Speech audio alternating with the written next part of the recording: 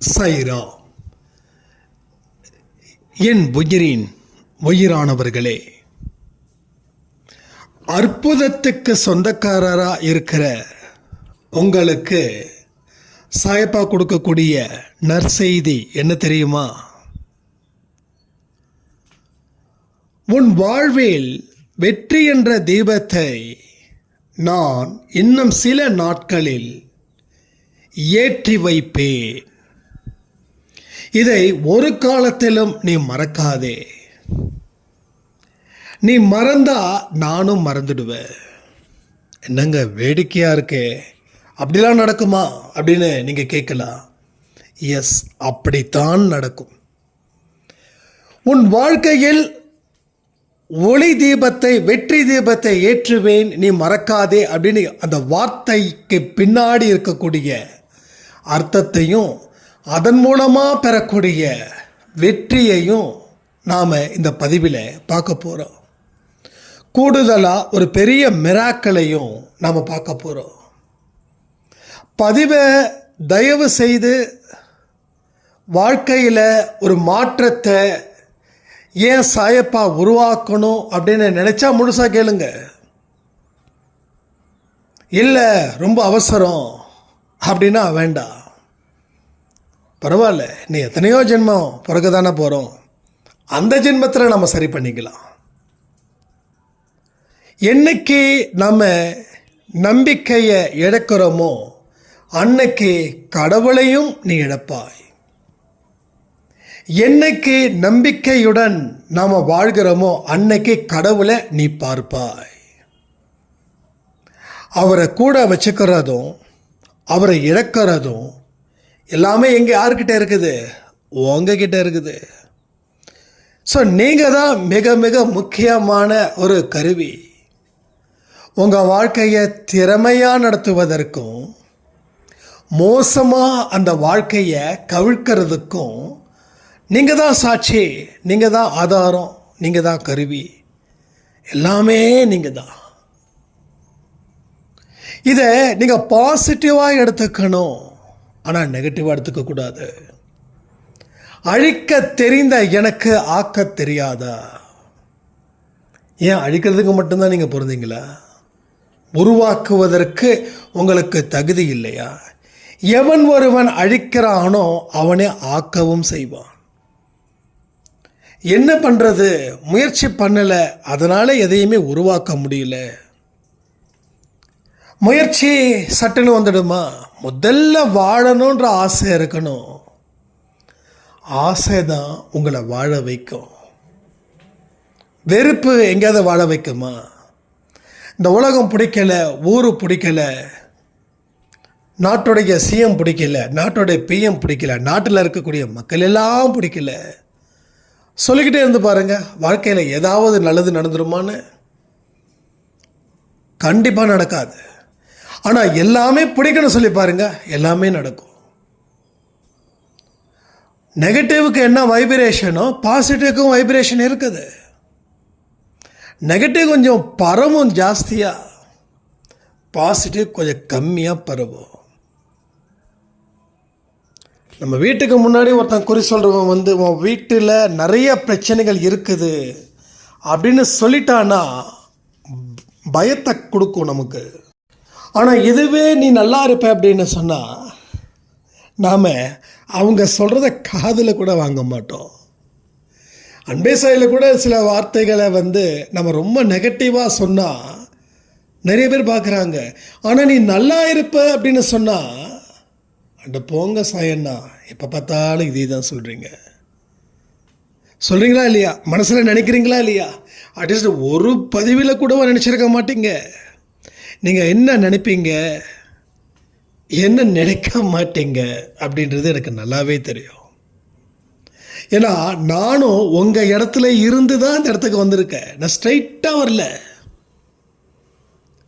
யாராவது நீ நல்லா இருப்ப அப்படின்னு சொன்னால் எனக்கு அப்படியே கோவமாக வரும். பெரிய இவர் சொல்கிறாரு நான் நல்லா இருப்பேன்னு சொல்லி, ஏன் பழப்ப இங்கே சிரிப்பாக சிரிக்குது சொல்ல வந்துட்டார் இவர். இப்போ தான் அட்வைஸ் பண்ணுறதுக்கு, புத்திமதி சொல்கிறதுக்கு. ஸோ நான் நிறைய பேருக்கு சொன்னேன். அப்போ எனக்கு சொல்லாமலா இருப்பீங்க? பரவாயில்ல, சொல்லுங்க. அப்போது அன்னைக்கு எனக்கு சொன்னது எல்லாம் நடந்துச்சா இல்லையா? அதே போல் இன்னைக்கு இவன், அதாவது நான் சொல்கிறது இன்னும் சில நாட்களில் அதற்கு உண்டான வைப்ரேஷனை நிச்சயமாக கொடுக்கும். ஒரு சாய்ராமுக்கு சாய்ப்பா ட்ரீமில் வந்து என்ன சொன்னார் தெரியுமா? நம்ம கூட சொன்னோமே ஒரு நாள், கண்டிப்பாக இன்றைக்கி கனவுல வருவாருன்னு. அதை அடுத்த பதிவில் சொல்ல நான் மறந்துட்டேன்னா இல்லை மறுபொழிபரப்பு போட்டதால் அதை நான் சொல்லாமல் விட்டுட்டான்னு தெரியல. அவங்க வந்து ரொம்ப அப்படியே ஸ்ட்ரைட்டாக ஒரு நான் பேசுகிறது போலவும் அவங்க கேட்குறது போலவும். அப்போது இந்த சாய்ராமுக்கு பக்கத்தில் சாய்ப்பா உட்காந்துட்டு அவன் சொல்கிறதெல்லாம் உண்மை தான், அவன் சொல்கிறதுபடியே கொஞ்சம் முயற்சி பண்ணு, அப்போ தான் உன் முடிவு நல்லா இருக்கும். நீ வேறு மாயாஜாலத்திலலாம் உன் வாழ்க்கையை மாற்ற முடியாது. நீ ஒன்றை செதுக்கிற வரைக்கும் நீ மதிப்பில்லாமல் தான் இருப்ப. நீ செதுக்க ஆரம்பிச்சிட்டாதான் மதிப்பு உனக்கு வந்து சேரும். அதனால் அவன் சொல்கிறத தயவு செய்து பின்வாங்காத, அது நடக்காது அப்படின்னு நினைக்காத. ஸோ நடக்க வேண்டிய நாட்களில் அது நடக்கும். ஆனால் அது வரைக்கும் நீ முழு முயற்சியை செய்ய. பதிவில் இருக்கக்கூடிய விஷயம் நமக்கு நடக்காதுன்னு நினைச்சிடாத அப்படின்னு. ஏன்னா இது எதனால் இந்த வார்த்தைகள் வருதுன்னு எனக்கு தெரியும். அப்போ அதுவும் இங்கே ட்ரீம் மூலமாக சாய்ப்பா உறுதிப்படுத்தியிருக்காரு இல்லை? அப்போது வாழ்க்கையில் பலதை நான் இழந்துட்டேன்னு சொல்கிறீங்களே தவிர பலதை நான் பெறுவேன்னு சொல்ல முடியுதா? அதாவது சொல்லணும் போல இருந்தாலும் அது தொண்டை வரைக்கும் தான் வருது, அதுக்கு மேலே சத்தமாக வரமாட்டேங்குது இல்லை? எல்லாத்துக்கும் ரீசன் இருக்குது. ஏன்னா நீங்கள் எந்த இடத்துலையும் நகர்றதே இல்லை. நகர்வுகள் இருக்கணும்ல வாழ்க்கையில். உங்களுக்கு கை நல்லா இருக்குது, கால் நல்லா இருக்குது, உடம்பு நல்லா இருக்குது, எல்லாம் நல்லா இருக்குது.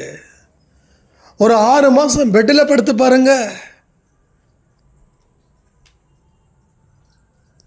சாப்பிட்றதுக்கு கூட வெளியில் வராமல் அதே பெட்டில் அப்படியே சாப்பிட்டுட்டு அப்படியே கை கழுவி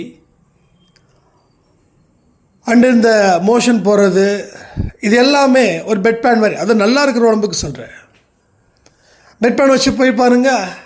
ஒரு 6 மாதம் வேண்டாம், அடுத்த 1 மாதத்துல வராத நோய் கூட வந்து விடும். ஏன்னா நீங்கள் நகரவே இல்லை, அதே இடத்துல இருக்கீங்க.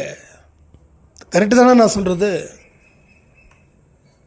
ஒரு 30-35 வயசு ஆகுது உங்களுக்கு, கை காலம் நல்லா இருக்குது, ஆனால் உங்களுக்கு சோம்பேறித்தனம்.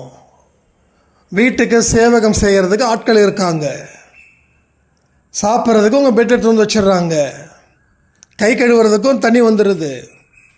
நான் ரெஸ்ட் ரூம் போகணுமா, அதுக்கும் பிரச்சனை இல்லைங்க, இந்தாங்க பெட் பேனை நீங்கள் பார்த்துக்கோங்கன்னு சொல்லிட்டு வச்சுட்டு போயிடுறாங்க. அப்போ 1 மாதத்தில் உங்கள் நிலைமை என்ன ஆகும்? நீங்கள் ஆரோக்கியமாக இருக்கீங்க. அப்போ அந்த 1 மாதத்தில் உங்கள் நிலைமை என்ன ஆகும்? ஆரோக்கியம் இல்லாத மனிதனாக மாறிடுவீங்க. ஏன்னா நகர்வு இல்லை, உங்கள் மூமெண்ட்டே இல்லை. ஆரோக்கியமாக இருக்கும் பொழுது எந்த நகர்வும் இல்லாமல் எல்லா வேலைகளும் படுக்கையிலே இருக்குது. அடுத்த 1 மாதத்தில் நோய் வந்து நாம் அது நிரந்தரமாக மாற்றிடுவோம். அப்போ ப்ராக்டிக்கலாக பார்க்கும்போதே எப்படின்னா, நம்ம வாழ்க்கையில் இருக்கக்கூடிய சில நகர்வுகளை நகர்த்தாமல் நாம் முன்னேறிடலான்ற ஒரு தப்பு கணக்கை போடுறதால அந்த தப்பு கணக்கு எல்லாமே வாழ்க்கையை தப்பாகவே மாற்றி அமைச்சிடுது. இதன் மூலமாக உங்களுக்கு விரக்தி மேலும் மேலும் மேலும் விரக்தியாகிறது. சாயப்பா இன்னொரு வார்த்தையும் சொல்கிறாரு, நீ வாழ்க்கையில் சந்தோஷமாக இருக்கணும்னா அதற்கு உரிய பாதைகளை தேர்ந்தெடு. இப்போ என்ன பாதைனா என்ன பாதை தேர்ந்தெடுக்கணும்?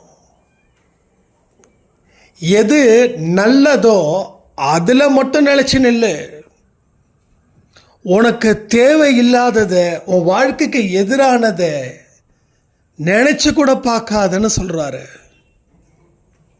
அதை நினச்சி கூட பார்க்கக்கூடாதா? நீ யாரு, உனக்கு என்ன தேவை, எது உனக்கு முன்னேற்றத்தை கொடுக்குது, எதை நீ முழு முயற்சியோட தொடங்குனா அது உனக்கு நல்லதை தருது, இதை எல்லாத்தையும் யோசித்து பார்த்து நீ அதற்கு பின் முடிவெடுன்றாரு. ஆனால் நாம் என்ன பண்ணுறோம்? வந்தா பார்த்துக்கலாம். இப்போ வந்தா பார்த்துக்கலான்னு ஒன்றும் இல்லைங்க. ஒரு 10,000 ரூபாய் தேவைப்படுதுன்னு வச்சுக்கோங்களேன். ஏதோ ஒரு பொருள் வாங்க ஆசைப்படுறீங்க, ஒரு 10,000 ரூபாய் தேவைப்படுது. உங்கள் புத்தி சொல்லுது காசு வந்ததுக்கப்புறம் வாங்கிக்கலான்னு. மனசு சொல்லுது காசு எப்போ வருது, எப்போ வாங்கிறது. கரெக்டாக புத்தி என்ன சொல்லுது? வேண்டாம், தேவையில்லாத தலைவலி, ஒருத்தவங்க கிட்ட கடன் வாங்கி அது திருப்பி கொடுக்காம போனால் என்ன ஆகும். ஆனால் மனசு என்ன சொல்லுது? காசு எப்போ வருது, எப்போ வாங்கிறது. வாழ்கிறதே சந்தோஷமாக இருக்கத்தானே, அதெல்லாம் கொடுத்துக்கலாம் செலவோட செலவாக. ஒரு மாதம் கைமாற்ற வாங்கி தான் பார்க்கறது. கடன் வாங்காமல் யார் இருக்கிறாங்க? சட்டசபையில் கூட பேசுகிறாங்க, ஒவ்வொரு மனுஷனுக்கும் இத்தனை லட்சம் ரூபாய் கடன் இருக்குதுன்னு. நம்ம இந்தியாவே கடனில் தான் இருக்குது, தமிழ்நாட்டிலே கடனில் தான் இருக்குது. அதெல்லாம் வாங்கினா தான் கொடுக்க முடியும், இல்லைன்னா நம்ம கடைசி வரைக்கும் வாங்கவே மாட்டோம் அப்படின்னு சொல்லி ஒரு பெரிய ப்ராஜெக்டை போடுவோம். நம்ம பண்ணுறதெல்லாம் கரெக்டு அப்படின்னு. உடனே எதிர் வீட்டுக்கார அம்மாகிட்ட போய் கேட்போம். அந்த அம்மாவும் உங்ககிட்ட கொடுப்பாங்க. ஏன்னா இது வரைக்கும் நீங்கள் காசு அவங்கக்கிட்ட வாங்கினதே இல்லை. அவங்க பெருமையாக நினைப்பாங்க, பரவாயில்ல நம்மக்கிட்டேயும் காசு கேட்குறாங்களே அப்படின்னு. அவங்க பெருமையோட மரியாதையோட தடபுடலாக கொடுப்பாங்க. இன்னும் என்ன கூட சொல்லுங்கம்மா, ஒன்றும் பிரச்சனை இல்லை. இல்லைம்மா பரவாயில்லைங்க, அடுத்த மாதம் அவங்களுக்கு திருப்பி கொடுத்துட்றேன், ஒன்றும் பிரச்சனை இல்லை, நீங்கள் பொறுமையாக கொடுங்க அப்படின்வாங்க. நம்மளும் வாய் நிறைய புன்னகையோடு வாங்கி நம்ம எந்த பொருளை வாங்கணுமோ அந்த பொருளை வீட்டுக்குள்ளே உட்கார வச்சு நம்ம சந்தோஷமாக ஜாலியாக இருப்போம். ஆனால் சொல்லி முடித்த தேதி வந்துடும். அதுக்கப்புறம் எதிர் வீட்டுக்கார அம்மா கிட்ட அந்த அம்மா கேட்க மாட்டாங்க. ஏன்னா சரி இன்றைக்கி கொடுப்பாங்க, நாளைக்கு கொடுப்பாங்க அப்படின்னு. உடனே அவங்களுக்கு ஒரு நெருக்கடி வரும், யார் உங்களுக்கு காசு கொடுத்தவங்க கிட்ட. அதுக்கப்புறம் உங்ககிட்ட கேட்க ஆரம்பிப்பாங்க, மாதிரி கொடுத்தது எது கிடைக்குங்களா அப்படின்வாங்க. ஐயோ அப்படிங்களா, ஆமாங்க கொடுக்கணும் தான் நினச்சேங்க, இந்த ஒரு வாரத்தில் வந்துடுமா, கொடுத்துட்றேன் அப்படின்னு. ஒரு வாரம் 2 வாரமாக போகும், 2 வாரம் இப்படி எக்ஸ்டெண்ட் ஆகிட்டே போகும். ஃபைனலாக எடுத்து வைக்கிறியா இல்லையா, எடுத்து வைக்கிறியா இல்லையா, இந்த நிலைமை தான் வரும். ஸோ வாழ்க்கையில் சிக்கல்களை யார் அதிகப்படுத்துறது? நாம தான். அப்போது இந்த காசு அங்கே வாங்காமல் இருக்கிற வரைக்கும் உனக்கு துன்பம் இல்லை. நீ வாங்கி துன்பத்தை வர வச்சுக்கிட்ட, காசை கொடுத்து துன்பத்தை வாங்கின. கரெக்டா? ஏதோ சொல்லுவாங்க, சூனியத்தை காசு கொடுத்து சூனியம் வாங்கிட்டு நம்ம சந்தைக்கு சொல்லுவாங்க, அது போல். அப்போது காசு வந்தால் வாங்கிக்கலாம் அந்த தாட்டில் நீங்கள் நின்னீங்கன்னா கண்டிப்பாக காசு 1 மாதத்துல 1.5 மாதத்துல வந்துடும். நீங்கள் என்ன நினைக்கிறீங்களோ அது பிரபஞ்சம் கொடுக்கும், கண்டிப்பாக கொடுக்குங்க. அதற்குண்டான வழியையும் அது கொடுக்கும். சும்மாலாம் வானத்தில் குறைய பிச்சுக்கிட்டு கொடுக்குறதுலாம் இல்லை. அதெல்லாம் அந்த காலத்து படம். இப்போல்லாம் அந்த மாதிரி படம் எடுக்கிறதே இல்லை. ஏன்னா இப்போலாம் குறையே வானம் அண்ணந்து தான் பார்த்துட்ருக்குது. அப்போ என்ன நடக்குது, நீ என்ன நினைக்கிறியோ அது பிரபஞ்சம் கொடுக்கும். ஆனால் பிரபஞ்சம் என்ன சொல்லுதோ அதையும் காதில் கேட்டுக்கணும். உழைக்க சொல்லுது. முயன்றால் முடியாதது என்பது எதுவும் இல்லை அப்படியும் சொல்லுது. முயற்சி செய்து கொண்டே இருன்னு சொல்லுது.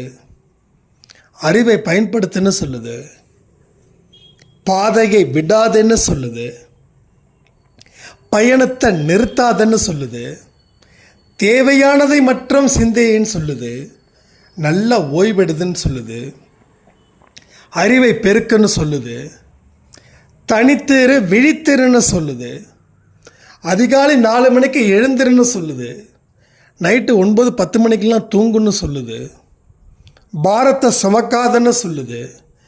அந்த பிரபஞ்சம் சொன்னதில் ஏதாவது 1-2 பாயிண்ட்டை நம்ம கேட்டு இருக்கோம். பிரபஞ்சமே ஒரு பைத்தியம் நினைக்கக்கூடிய ஆட்களாக இருக்காங்க. அது எப்படி 10 மணிக்கெலாம் தூங்க முடியும்? 12 மணி ஆகாதா? அது எப்படி 4 மணிக்கெலாம் எழுந்திருக்க முடியும்? தூங்குறதே 12-1 மணி. இது பெருமையாக வேறு பேசிக்கிறோம். தூங்குறதே 12-1 மணி அப்படின்னு. இந்த பழக்க வழக்கத்தை யார் கொண்டு வந்தாங்க? நாம தானே. ஸோ நாம தானே இந்த பழக்கத்தையும் வழக்கத்தையும் கொண்டு வந்தோம் சாமி. வேறு யாரும் கொண்டு வரல. அதுக்கு தான் நாம் இங்கே படாத பாடுபட்டுருக்கோம். 10,000 ஆரம்பித்த கடன் 10 லட்சமாச்சே.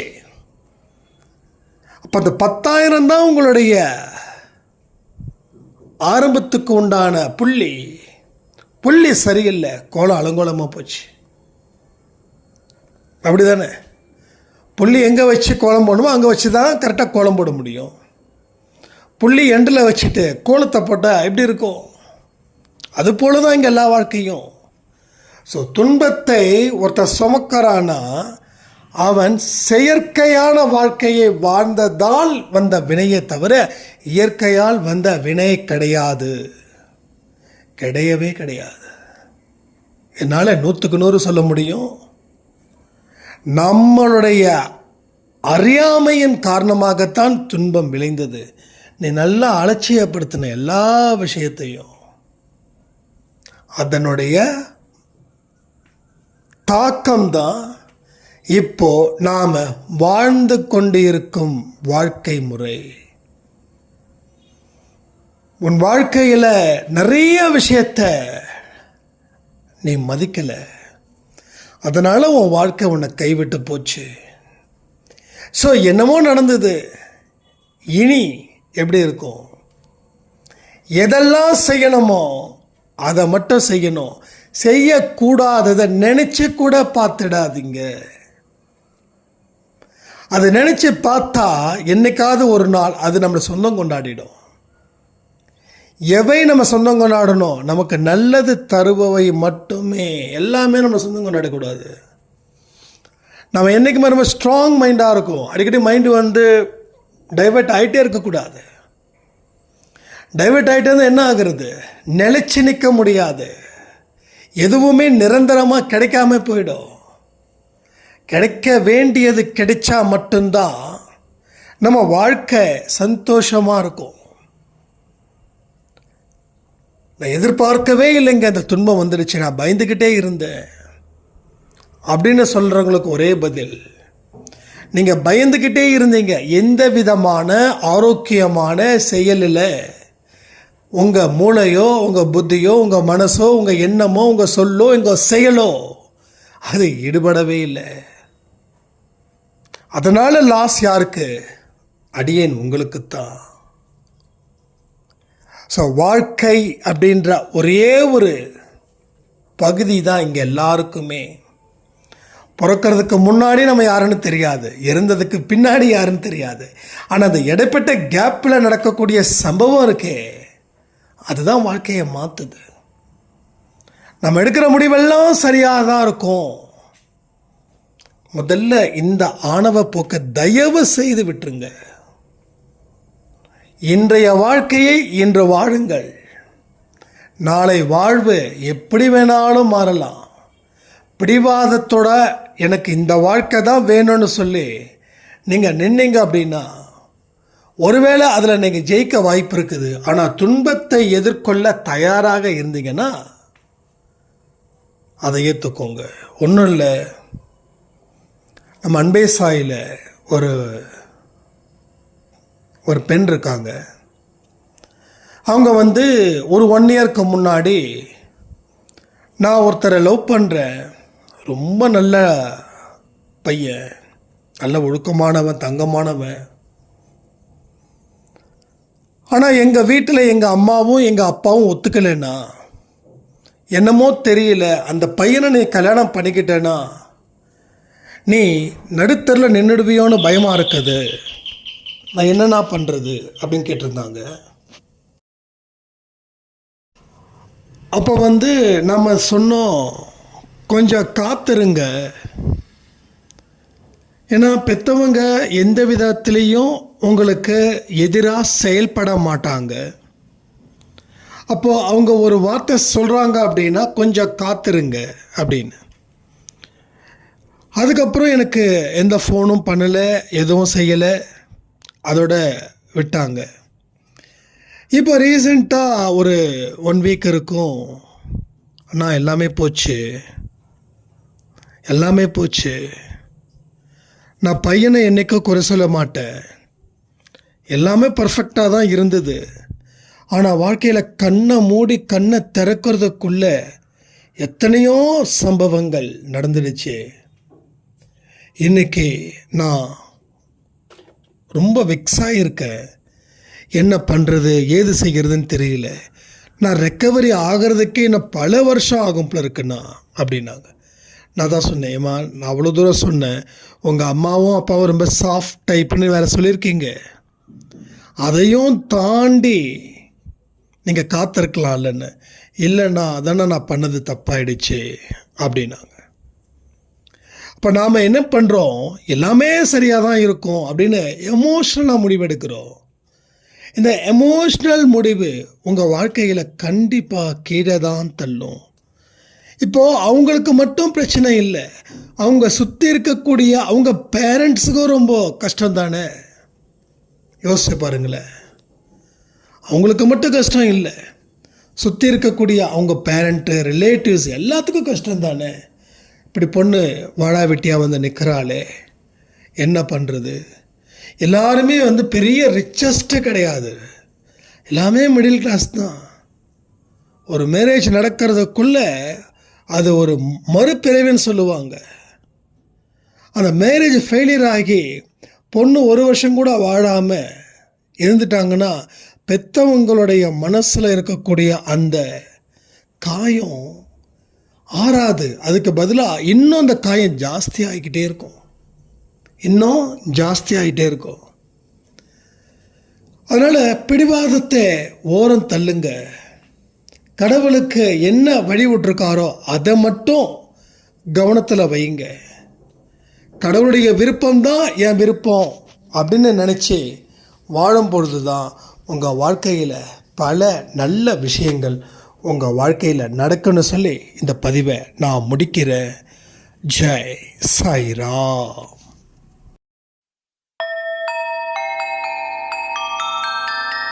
ஓம் சாயிரா சாயிரா, ஓம் சாயிரா சாயிரா, ஓம் சாயிரா சாயிரா, அன்பே சாயிரா, பேரன்பே சாயிரா, அகிலம் தளிக்க ஆத்மா விழிக்க அனுதினம் சாயிரா, எங்கள் அன்பே சாயிரா.